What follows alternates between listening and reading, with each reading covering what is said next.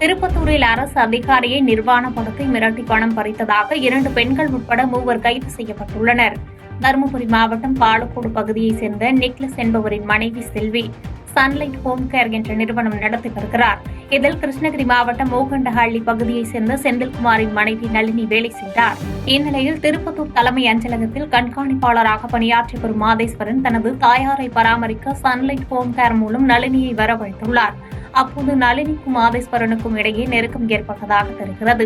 இதை சாதகமாக பயன்படுத்திக் கொண்ட நளினி மாதேஸ்வரனை நிர்வாணமாக இருப்பதை தனது செல்போனில் வீடியோவாக பதிவு செய்து அதை செல்விக்கு அனுப்பி வைத்துள்ளார். அந்த வீடியோவை மாதேஸ்வரனுக்கு அனுப்பி வைத்து செல்வி 5 லட்சம் ரூபாயை கேட்டுள்ளார். இதனால் பயந்து போன மாதேஸ்வரன் 2,30,000 ரூபாயை கொடுத்ததாக கூறப்படுகிறது. செல்வி மீதி பணத்தையும் கேட்டு விமல்ராஜ் என்பவர் மூலம் தொந்தரவு செய்துள்ளார்.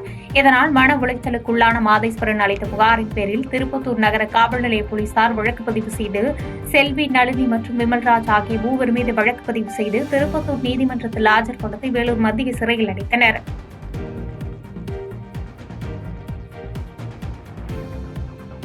பாதகம் செய்பவரை கண்டால் நாம் பயம் கொள்ளலாகாது பாப்பா. மோதி மிதித்துவிடு பாப்பா, அவர் முகத்தில் உமிழ்ந்துவிடு பாப்பா. அண்மை செய்திகளை உடனுக்குடன் தெரிந்து கொள்ள இணைந்திருங்கள் எம் நாடு தொலைக்காட்சியுடன்.